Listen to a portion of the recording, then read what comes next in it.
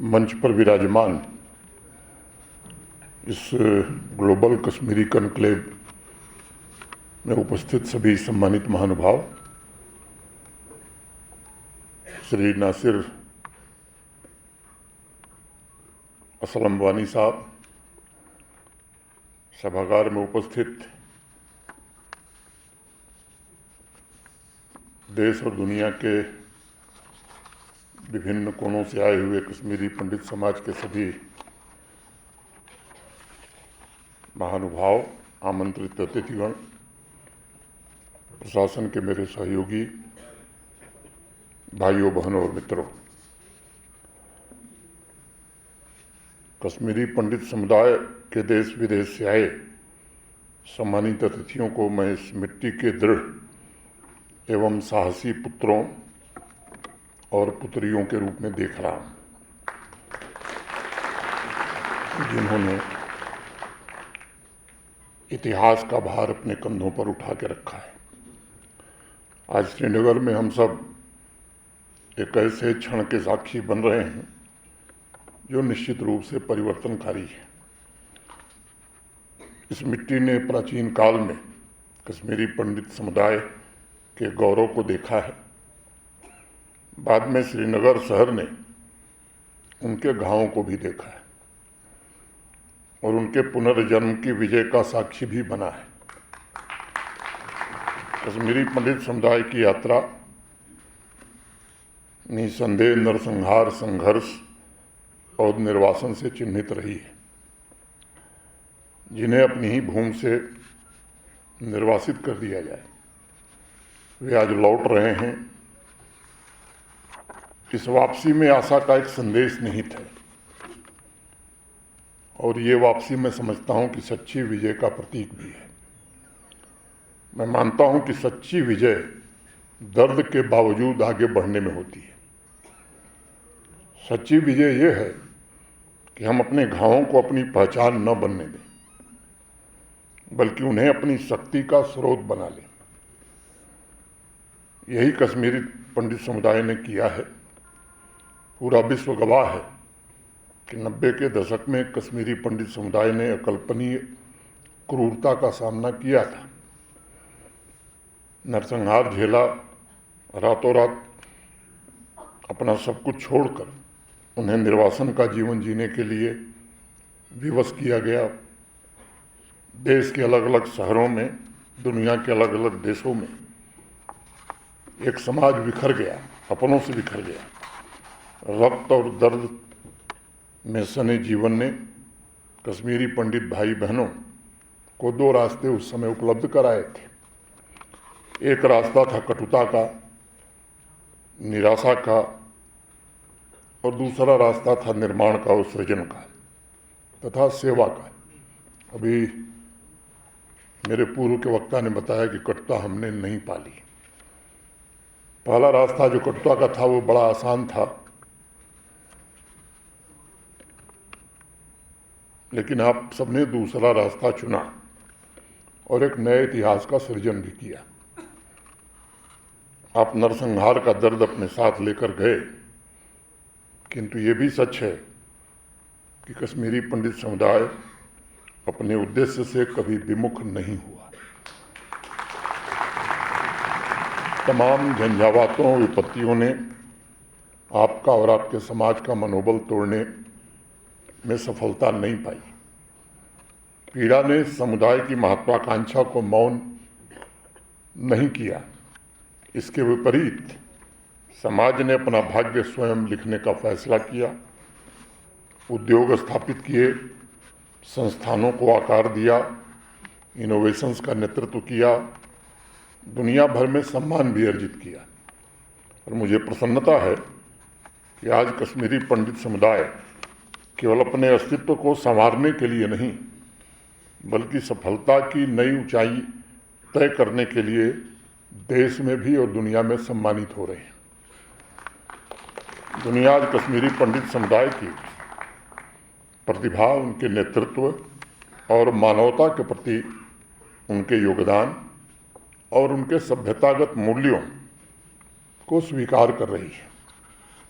हमारे पूर्वजों ने अथर्ववेद में एक प्रार्थना की और उसे मैं उद्धृत करना चाहूँगा। कृतम में दक्षिणे हस्ते जायो में सव्य आहति, अर्थात मेरे दाहिने हाथ में पुरुषार्थ और बाएं हाथ में विजय हो। मैं समझता हूँ कि अथर्ववेद का ये वाक्य ग्लोबल कश्मीरी पंडित कॉन्क्लेव के आयोजन का मुख्य भाव है।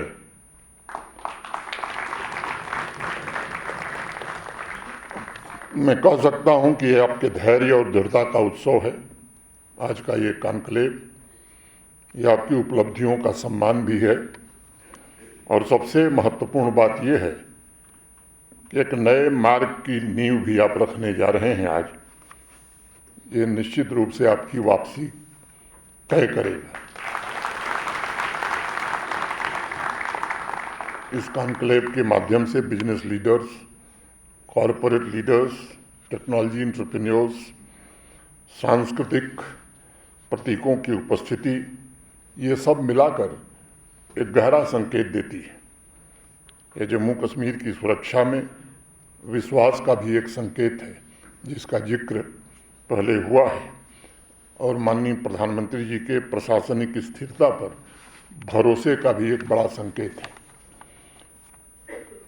ये कॉन्क्लेव इस बात को भी दर्शाता है कि कश्मीरी पंडित समुदाय के पुनर्निर्माण, पुनः अधिकार प्राप्त करने और प्राचीन गौरव को पुनर्जीवित करने का समय अब आ चुका है, और यही समय है, सही समय है।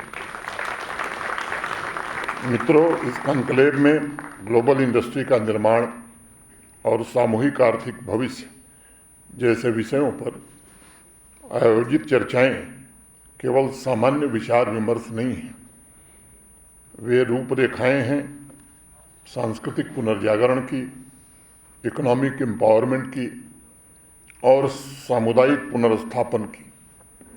आपका धैर्य, आपका साहस एक भावनात्मक यथार्थ है। सभी कश्मीरी पंडित परिवार उन घरों की स्मृतियों के साथ जी रहे थे जहां वे लौट नहीं सकते थे। वो घर अभी भी कहीं न कहीं उनके दिल के कोने में बसा हुआ है। अपनी जड़ों से जुड़ी उन परंपराओं के साथ बहुसंख्य लोग जी रहे थे जिन्हें वे स्वतंत्र रूप से निभा नहीं सकते थे, लेकिन आपने संघर्ष को अपनी शक्ति बनाया, और उस संघर्ष ने समुदाय से जुड़े ऐसे लीडर्स को गढ़ने में महत्वपूर्ण भूमिका निभाई, जिन्होंने technology, finance, medicine, art, civil services, इन विभिन्न क्षेत्रों में उत्कृष्टता प्राप्त की। उसी संघर्ष के बीच आपकी प्रतिबद्धता ने ऐसे एंटरप्रेन्योर्स को जन्म दिया जिन्होंने वैश्विक बाजार को भी आकार देने वाली कंपनियां खड़ी की। मैं मानता हूं कि ऐसे विद्वानों का भी निर्माण आपने किया जिन्होंने एकेडमिक वर्ल्ड को समृद्ध किया और देश की नीतियों को भी प्रभावित किया। कश्मीरी पंडित समुदाय ने अपनी उन्नति के माध्यम से दुनिया को स्मरण दिलाया कि दमन और नरसंहार के विरुद्ध दृढ़ता, साहस और संकल्प ये सबसे बड़े हथियार होते हैं। आज जब पूरा विश्व और विशेष रूप से देश आपकी उपलब्धियों का उत्सव मनाता है, तब वो आपकी प्रतिभा की मान्यता, धैर्य की मान्यता और उस आत्मा की मान्यता को नमन करता है जिसने झुकने से इनकार कर दिया था।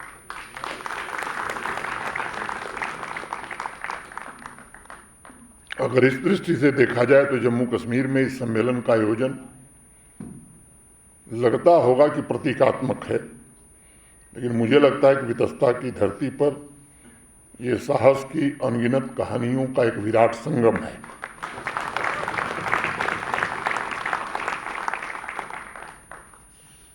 आपकी वापसी इस बात का भी प्रतिबिंब है कि एक नए जम्मू कश्मीर का जन्म हुआ है। इस नए जम्मू कश्मीर की शक्ति आपके संकल्प का प्रतिबिंब है। नए जम्मू कश्मीर की आशा आपके दृष्टिकोण का प्रतिबिंब है। जम्मू कश्मीर जो कश्मीरी पंडित समुदाय के नरसंहार, दर्द और विस्थापन का साक्षी था, उसे भारत के माननीय प्रधानमंत्री ने पुनर्निर्माण के केंद्र बिंदु में स्थापित कर दिया है। आज ये बात मैं कह सकता हूँ कि कश्मीरी पंडित समुदाय के सभी सम्मानित साथी देश या विदेश में जहाँ भी हैं, आपकी सफलता आपकी जड़ों से कभी अलग नहीं हो सकती है। आप मुंबई में होंगे, दिल्ली में होंगे, अमेरिका, यूरोप, सिंगापुर, जहाँ भी हों, आपकी उपलब्धियाँ एक ही ताने बाने के सूत्र हैं और अब उन सूत्रों को पुनः आपकी मातृभूमि के साथ जोड़ना चाहिए। आज श्रीनगर में कश्मीरी पंडित समुदाय की उपस्थिति वैश्विक विषयों से कहीं आगे बढ़कर है। ये समागम आध्यात्मिक भी है, ये सांस्कृतिक भी है और यह पीढ़ियों को जोड़ने वाला भी है। ये उन पूर्वजों से किए गए वचन की पूर्ति है जिन्होंने पीड़ा तो सही, लेकिन आने वाली पीढ़ियों को सम्मान के साथ जीवन जीने के लिए पीड़ा के बावजूद संघर्ष किया। ग्लोबल कश्मीरी पंडित कॉन्क्लेव को मैं एक वैश्विक उद्देश्य की तरह देखता हूँ। ये कॉन्क्लेव एक आह्वान है कि वैश्विक समाज को उन लोगों के साथ खड़ा होना होगा जिन्होंने नरसंहार झेला है और अब जो पुनर्निर्माण के लिए प्रयत्नशील है। आज इस कॉन्क्लेव के माध्यम से आप दुनिया को और भारत को एक बड़ा संदेश दे रहे हैं कि नरसंहार किसी समुदाय की पहचान निर्धारित नहीं कर सकता है और निर्वासन उस समाज की अस्मिता को कभी मिटा नहीं सकता है। मैं अक्सर एक बात कहता हूँ कि इतिहास उन लोगों द्वारा लिखा जाता है जो कष्ट सहकर तमाम चुनौतियों का सामना करके भी उठ खड़े होते हैं। वैश्विक प्रतिष्ठा अर्जित करने के पश्चात आप अपनी जड़ों की तरफ वापसी की ओर अग्रसर हैं। यह निश्चित रूप से बहुत ही सराहनीय है। यह गरिमापूर्ण वापसी मुझे लगता है कि सबका संकल्प है और जिसका संकल्प नहीं है, मैं समझता हूं कि उसको भारत की मिट्टी से प्रेम नहीं है। मैं आपके साहस को नमन करता हूं। निजी तौर पर मैं आपकी दृढ़ता का सम्मान करता हूं, मैं आपकी उपलब्धियों की सराहना करता हूं और मैं ये व्यक्त करता हूं मन से कि हम सब मिलकर ये सुनिश्चित करेंगे कि भविष्य अतीत से अधिक उज्जवल हो। संपूर्ण मानवता के कल्याण के लिए कश्मीरी पंडित समुदाय का गौरव एक बार फिर से प्रकाशित हो और देदीप्यमान हो।